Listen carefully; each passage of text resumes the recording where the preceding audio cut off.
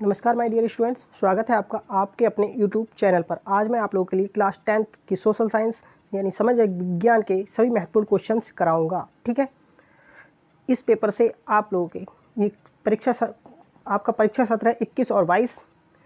इस प्रश्न पत्र से आप लोगों के लिए 80% क्वेश्चंस फंसने की संभावना है। ठीक है, इस प्रश्न पत्र में समाज विज्ञान का ये पेपर है जिसके टोटल पूर्णांक आपको पता है 70 होंगे।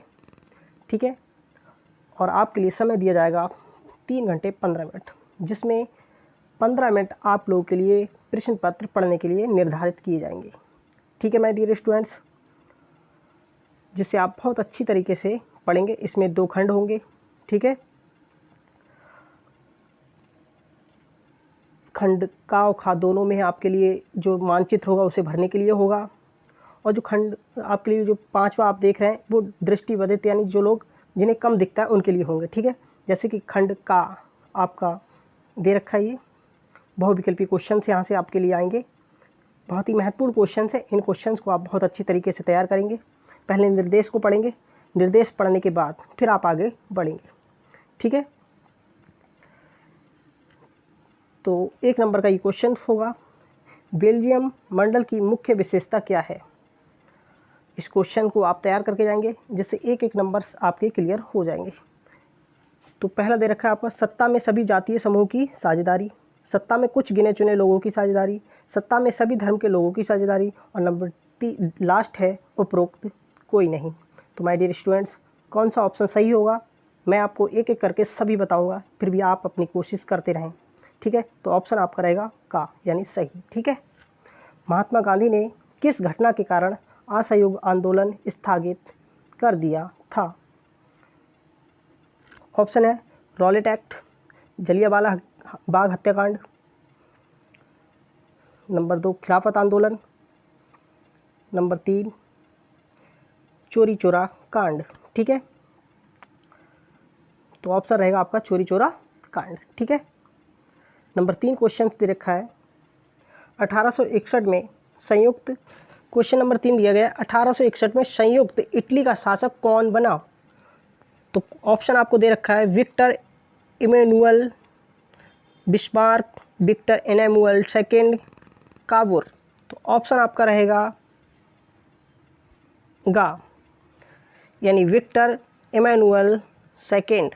ठीक है, क्वेश्चन नंबर 4 आपको दे रखा है,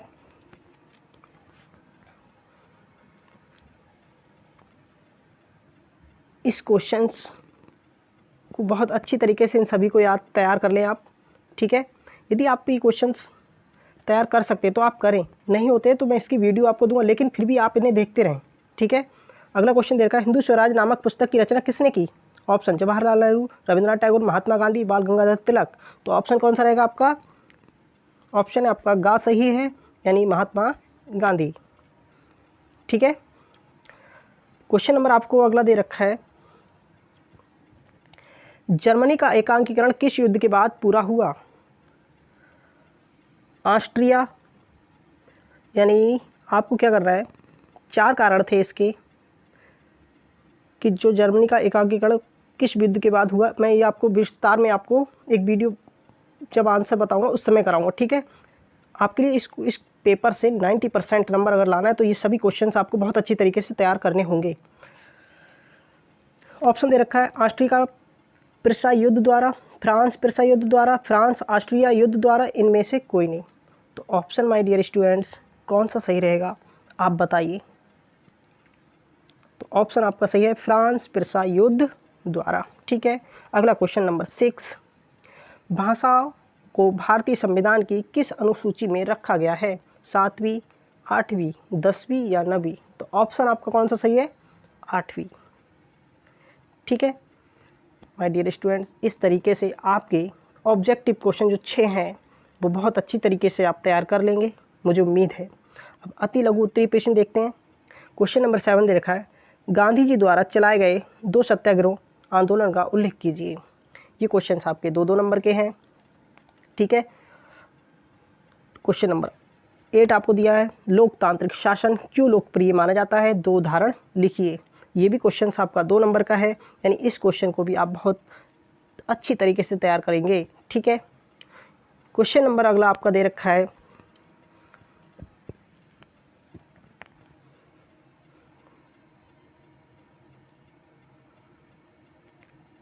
भारत की उत्तरी पूर्वी सीमा पर स्थित 2 लोकतांत्रिक देशों के नाम लिखिए। ये क्वेश्चंस भी आपका 2 नंबर का है। तो इस तरीके से यदि आप 2-2 नंबर के ये 3 क्वेश्चंस करते हैं अति लघु उत्तरीय, तो इस तरीके से आपके 6 नंबर पक्के होते हैं। अब देखते हैं लघु उत्तरीय प्रश्न।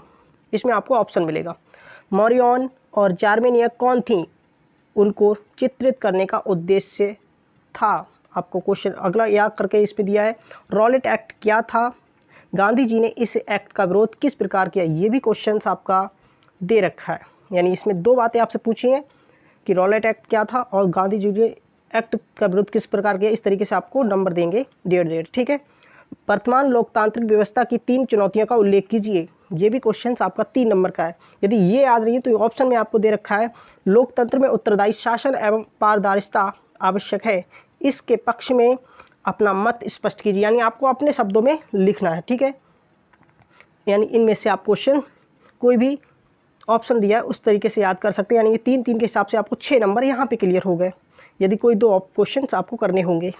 ठीक है, दीर्घ उत्तरीय प्रश्न देखते हैं। अंतर्राष्ट्रीय दीर्घ उत्तरीय क्वेश्चन है ये, अंतर्राष्ट्रीय आर्थिक विनिमय में 3 तरह की गतियों या प्रभावों का उल्लेख कीजिए, अपने उत्तर की पुष्टि हेतु उपयुक्त उदाहरण भी दीजिए। उपरोक्त उदाहरण भी दीजिए। माय डियर स्टूडेंट्स, जब आप विस्तृत क्वेश्चंस लिखते हैं तो अपने शब्दों में भी लिख सकते हैं। ठीक है, प्रथम विश्व युद्ध के बाद आई आर्थिक महामंदी का क्या कारण था, किन्हीं 2 प्रभावों का उल्लेख कीजिए। ठीक है, यानी जब आप विस्तृत क्वेश्चन लिखते हैं तो अपनी तरफ से सामाजिक विज्ञान में बहुत अच्छी तरीके बना के भी लिख सकते हैं। ठीक है, फिर भी मैं आपके लिए बताऊंगा, सत्ता की साझेदारी क्या है, क्या अर्थ है, यह क्यों आवश्यक है, किन्हीं 2 कारणों का उल्लेख कीजिए। या ये भी क्वेश्चंस आपका 6 नंबर का है, अथवा करके दिया है कि यदि इसे करें, संघवाद का क्या अर्थ है, संघीय प्रणाली की 3 विशेषताओं का उल्लेख कीजिए। ये भी क्वेश्चंस आपका 6 नंबर का है। तो माय डियर स्टूडेंट्स, आप किसी एक क्वेश्चन का आंसर दे सकते हैं। ठीक है, अब आपके मानचित्र से संबंधित कुछ क्वेश्चंस दिए गए हैं। मैं आपको मानचित्र भरना भी सिखाऊंगा, वीडियो दूंगा इस चीज़ की, लेकिन फिर भी पहले क्वेश्चंस को देखते हैं।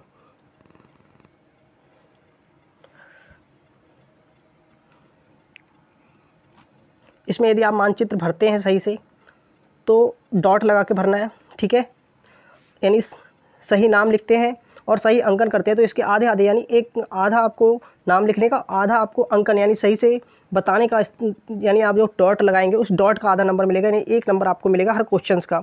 वह स्थान जहाँ जलियांवाला बाग हत्याकांड हुआ, आपको ये बताना है।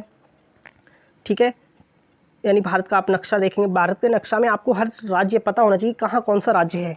ठीक है, दूसरा क्वेश्चन है, वह स्थान जहाँ गांधी जी ने नमक बनाना प्रारंभ किया, नमक बनना प्रारंभ किया। ठीक है, तो दूसरा क्वेश्चन आपका ये है, वह स्थान जहाँ नील की खेती करने वाले किसानों में आंदोलन किया, यानी जहाँ वह स्थान आपको बताना है जहाँ नील की खेती करने वाले किसानों ने क्या किया, आंदोलन किया। ठीक है माय डियर स्टूडेंट्स, ये भी क्वेश्चंस मैं आपके लिए मैप पे भर के सिखाऊंगा। ठीक है, वह स्थान जहाँ सूती मिल श्रमिकों ने सत्याग्रह किया। और अगला क्वेश्चन, वह स्थान जहाँ दिसंबर 1920 में भारतीय राष्ट्रीय कांग्रेस का अधिवेशन हुआ।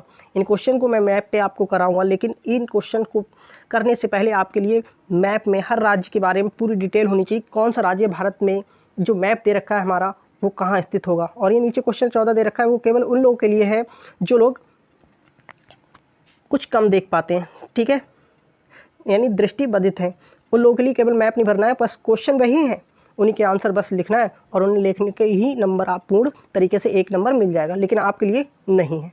ठीक है, जिनकी रोशनी जिन्हें कम दिखता है उन लोगों के लिए। ठीक है, अब आपका खंड खा शुरू होता है। ठीक है, और खंड खा में क्वेश्चन आपका 15वां जो दे रखा है, क्वेश्चन है आपका, निम्नलिखित में से किस प्रांत में सीढ़ीदार सोपानी खेती की जाती है? पंजाब, हरियाणा, उत्तर प्रदेश, उत्तराखंड। 1 नंबर का क्वेश्चन है, तो ऑप्शन सही रहेगा उत्तराखंड। ठीक है। निम्न में से कौन सी रबी की फसल है? माय डियर स्टूडेंट्स, आप लोगों के लिए रबी की फसल के 4-5 नाम याद रखने चाहिए और 4-5 आपको खरीफ की फसलों के नाम याद रखना चाहिए। ज़रूर एक क्वेश्चन आपका आएगा। ठीक है, यहाँ तो मैं बता रहा हूँ आपके लिए चना। ठीक है, लेकिन फिर भी आप ज़रूर याद कर लें। अगला क्वेश्चन दे रखा है, झारखंड में स्थित कोडरमा निम्नलिखित में से किस खनिज का अग्रणी उत्पादक है? बॉक्साइट, अभ्रक, लौह अयस्क, तांबा। कौन सा ऑप्शन सही है माय डियर स्टूडेंट? ऑप्शन रहेगा आपका अभ्रक। ठीक।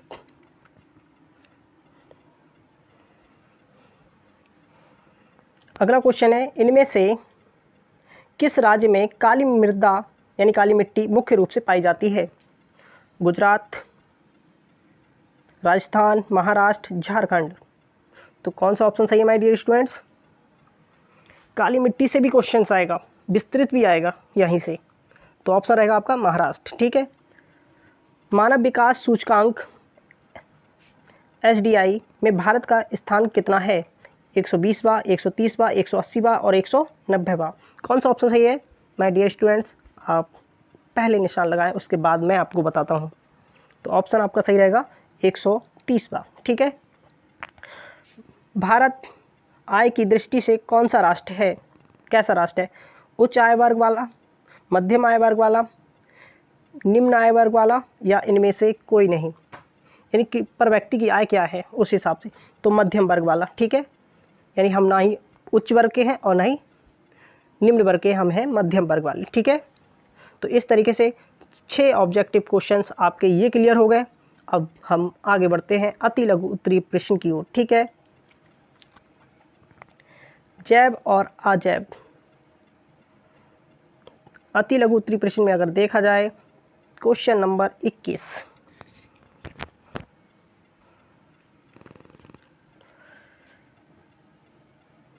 दो नंबर के क्वेश्चन, जैव और अजैव संसाधन को कोई 2 अंतर लिखिए। ठीक है। सकल घरेलू उत्पाद क्या है? और नंबर 23 है आपका, प्रच्छन्न बेरोजगारी का कोई अन्य नाम लिखिए। ठीक है। इन सब के क्वेश्चंस के मैं आप लोगों के लिए सॉल्यूशन दूंगा, लेकिन फिर भी आप पहले से इन क्वेश्चन को थोड़ा देखते रहें। ठीक है, क्योंकि पेपर आपका बहुत नज़दीक है और ये समय आपके लिए बहुत ज़्यादा उपयोगी है। अग्रय तथा कायांतरित चट्टानों में खनिजों का निर्माण किस प्रकार होता है? ये क्वेश्चन आपका 3 नंबर का है। यदि ये नहीं याद है तो आप कर सकते हैं, किसी एक पेय फसल का नाम लिखिए, उसको उगाने के लिए अनुकूलित भौगोलिक परिस्थितियों का वर्णन कीजिए। यानी आपको एक फसल के बारे में लिखना है, कैसा वातावरण हो, क्या क्या उसको चाहिए, उसके बारे में आपको डिटेल में बताना है। ठीक है। क्वेश्चन आपका ये भी 3 नंबर का है, यानी इन 2 में से आप किसी एक को कर सकते हैं। ठीक है माय डियर स्टूडेंट्स। अब हम देखते हैं अगला क्वेश्चन आपका दे रखा है, क्वेश्चन नंबर 25, भारतीय अर्थव्यवस्था में विभिन्न क्षेत्रों के नाम लिखिए व प्रत्येक पर संक्षिप्त परिचय दीजिए। वैश्वीकरण क्या है? संक्षिप्त परिचय दीजिए। यानी अथवा करके आपको ये क्वेश्चंस दिया गया है, यानी इन 2 में से आप कोई एक लिख सकते हैं। दीर्घ उत्तरीय प्रश्न है, अंतर्राष्ट्रीय बाजार किसे कहते हैं? इसकी 5 विशेषताएं लिखिए। क्वेश्चन आपका 6 नंबर का है माय डियर स्टूडेंट्स। यदि ये याद नहीं है तो आप परिवहन के साधन कितने प्रकार के होते हैं? स्थल परिवहन में, सड़क परिवहन में कितने भागों में बांटा जा सकता है? किन्हीं 2 का वर्णन कीजिए। यानी इनमें से आप ऑप्शन में आपको क्वेश्चन है कि कोई भी एक कर सकते हैं। ठीक है। क्वेश्चन आपका 27वां दे रखा है, भारत में उपभोक्ताओं को समर्थ बनाने के लिए सरकार द्वारा किन कानूनी मापदंडों को लागू करना चाहिए? ये भी क्वेश्चन आपका 6 नंबर का है। अथवा करके दिया है, वैश्वीकरण का प्रभाव एक समान नहीं है, इस कथन को अपने शब्दों में समझाइए। यानी मैंने कहा था आपसे कि माय डियर स्टूडेंट्स, जो सामाजिक विज्ञान में इसमें विस्तृत क्वेश्चंस अपनी तरफ से बनाकर समझाए जाते हैं। ये इस तरीके से आपके 12 नंबर क्लियर हो जाएंगे यदि आप 2 नंबर 2 क्वेश्चंस यहाँ से करते हैं तो। ठीक है, ज़रूर से ज़रूर इस चीज़ की तैयारी करें आप। ये समझे ये मैराथन है आपके लिए, आज का ये पेपर मैराथन है। ठीक है, मानचित्र की ओर चलते हैं। मानचित्र में इस तरीके से कहा है पश्चिम बंगाल, आधा आधा नंबर मिलेगा आपके लिए यहाँ से। ठीक है, पश्चिम बंगाल का जो उद्यान है उसके लिए आपको इस तरीके से, यानी वो चिन्ह बना के देगा कि आपको इस तरीके से इसे फिल करके दिखाना है। ठीक है, फिर नर्मदा नदी पर बने बांध को इस चिन्ह से के द्वारा दिखाना है। फिर कहा है महानदी नदी को इस चिन्ह के द्वारा दिखाना है। झारखंड का कोयला क्षेत्र त्रिभुज से दिखाना है। ठीक है, और भारत में पूर्वी तट पर स्थित एक पतन आपको एक आयत के रूप के चिन्ह बना के दिखाना है। ये आपको मैप में दिखाना है। ठीक है, यानी जैसा कहता है वैसा आपको वहाँ पे डायग्राम बना के दिखाना पड़ेगा कि त्रिभुज से दिखाना है, वर्ग से दिखाना है, आयत से दिखाना है या डॉट दिखाना है। ठीक है, और ये है दृष्टिबाधित लोगों के लिए क्वेश्चंस, केवल इन्हें नाम लिखना है। इनके लिए बस नाम लिखने पर ही टोटल नंबर मिल जाएंगे। तो माय डियर स्टूडेंट्स, आप लोगों के लिए यह वीडियो बहुत ही ज़्यादा महत्वपूर्ण है। इसे आप बहुत अच्छी तरीके से तैयार करें। ठीक है, अगर आप इस टोटल को तैयार कर लेते हैं तो 9 अप्रैल को आप लोगों के लिए इस वीडियो से कम 80 से 85% क्वेश्चंस यहीं से आने की संभावना है। तो इसलिए आप इस वीडियो को बहुत अच्छी तरीके से तैयार करें। ठीक है, तो आज के लिए बस इतना ही, बाकी मैं इसका वीडियो आपको बनाकर दे दूँगा। ठीक है, thank you my dear students.